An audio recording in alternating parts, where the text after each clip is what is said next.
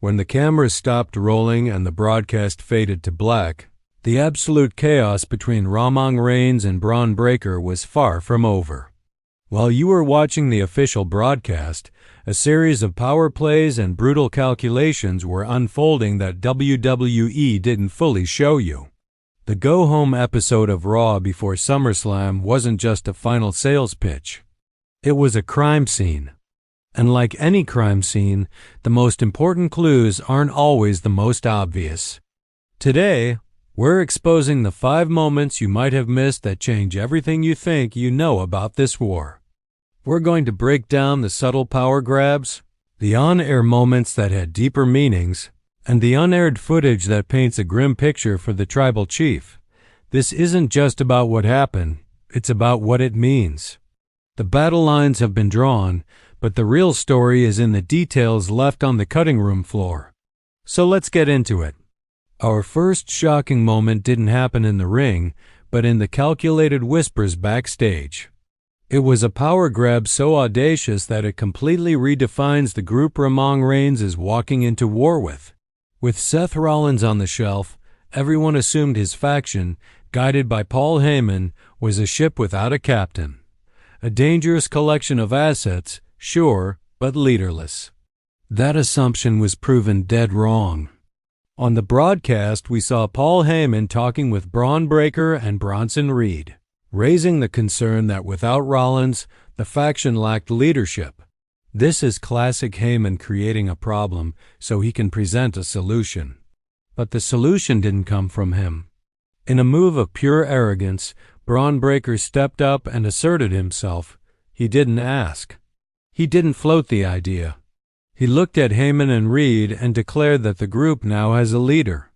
Now many might see this as simple heel bravado, but this faction was built in Seth Rollins' vision. For Breakker to not just fill the void, but to essentially seize control is a shocking act of internal defiance. And what was Paul Heyman's reaction? Did he put the young upstart in his place? No, he basically just nodded along. This wasn't a takeover Heyman fought against. It was a power play he seemingly endorsed, at least through his silence. This changes the entire dynamic. Roman Reigns and Jey Uso aren't just fighting Seth Rollins' hired guns. They are now facing a crew with a new, hungrier, and arguably more reckless man calling the shots. Breakker is no longer just a soldier. He's a general leading his own charge, and that makes him infinitely more dangerous. The question is no longer just what happens when Seth Rollins returns. The question is, will he even have a faction to return to? Respect is the currency of the tribal chief. The entire bloodline saga was built on the demand for acknowledgement. He doesn't ask for respect, he commands it. So when that foundation is attacked, it's not just physical. It's a deep psychological wound. And at the end of Era, we saw one of the most disrespectful acts committed against Roman Reigns in years. After the chaotic end to the Jey Uso versus Bronson Reed match, the beatdown was on. Roman's music hit, he made the save, and for a second, it seemed like the OG bloodline was in control. But the numbers game was too much. The assault that followed was brutal, culminating in a devastating double spear through the barricade by Bron Breakker. But the moment that truly shocked everyone, the moment that went beyond a simple beatdown, came next. As Reigns and Uso were left lying in a heap of shattered plastic, Bron Breakker and Bronson Reed stood over them. On Breakker's command, Reed committed an act of ultimate humiliation. Bronson Reed bent down and unlaced Roman Reigns' boots. He then stole the shoes right off the feet of the unconscious tribal chief. Let that sink in. This wasn't about inflicting more pain. This was symbolic. It's a statement. You are nothing. We are taking everything from you, right down to the shoes on your feet. In street culture, taking a man's shoes is the ultimate sign of dominance, leaving them utterly defeated. For the character of Roman Reigns, a man defined by his power and the respect he commands, this is a violation of his very essence. It's a bigger blow than any spear or tsunami. Bronson Reed didn't just steal a pair of expensive sneakers. He stole a piece of the tribal chief's aura, stripping him of his power in the most visceral way possible. The question heading into SummerSlam is no longer just about winning or losing. It's about whether Roman Reigns can even reclaim the respect he has lost. For every action, there's a reaction. While the heels stood tall to end the show, another powerful story was being told that the TV broadcast couldn't fully capture the sound of the WWE Universe. When Roman Reigns' music hit to save his cousin Jey Uso, the eruption from the crowd was absolutely deafening. It proved a fundamental truth of modern WWE. Roman Reigns is a megastar on a level all his own. Fan videos that surfaced online tell the real story. The roof didn't just get a little louder, it blew off the arena. This wasn't polite applause. It was a sustained, guttural roar from thousands of people losing their minds for the return of their chief.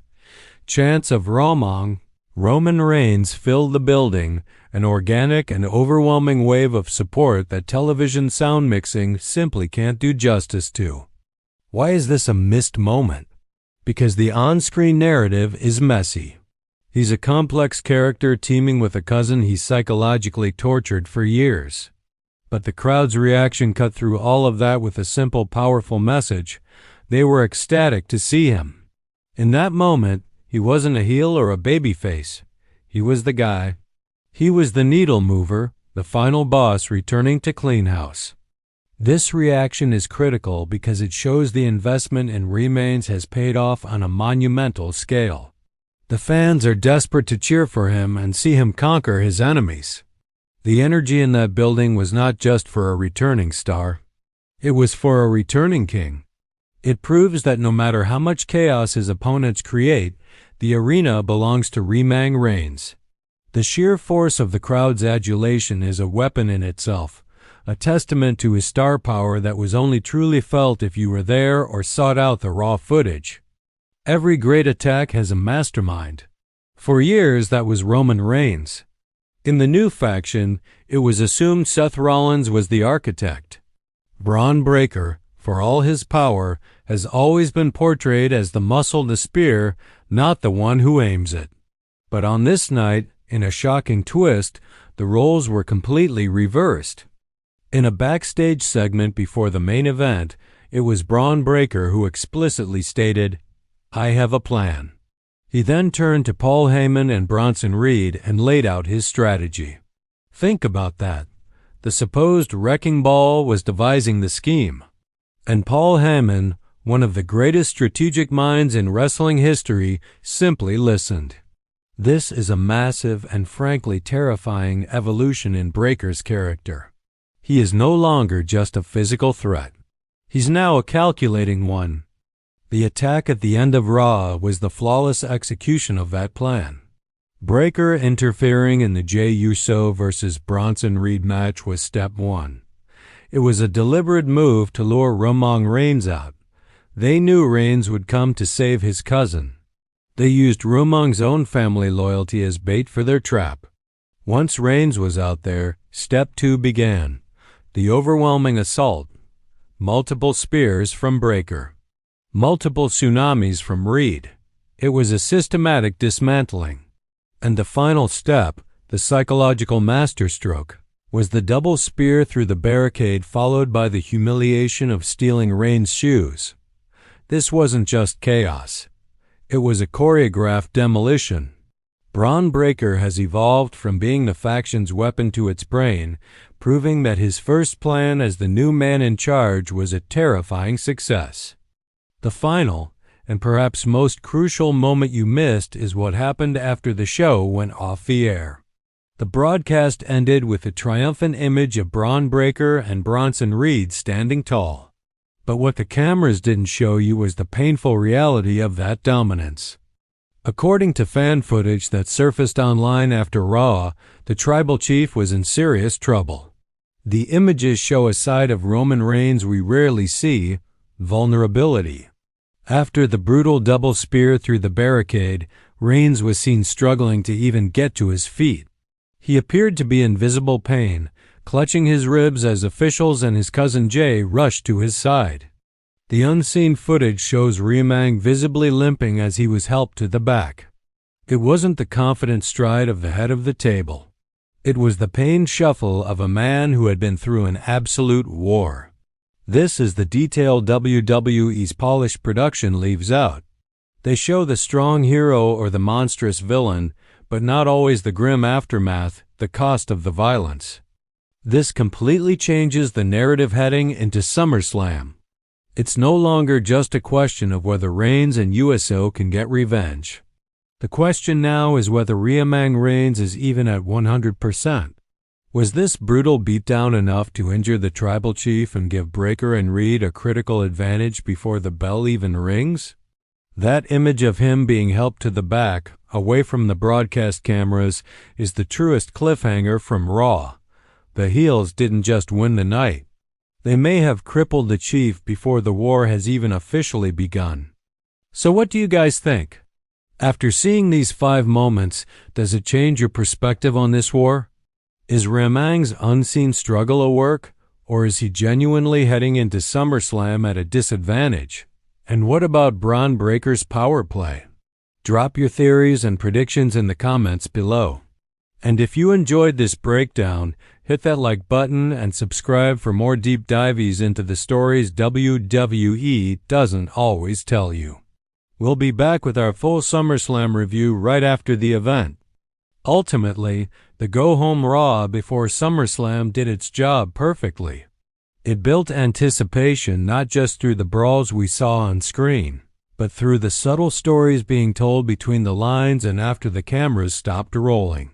From a quiet power play that installed a new, dangerous leader, to an act of ultimate disrespect that struck at the core of the tribal chief's identity, to the untelevised pain that raises serious questions about his condition, the stage is now set.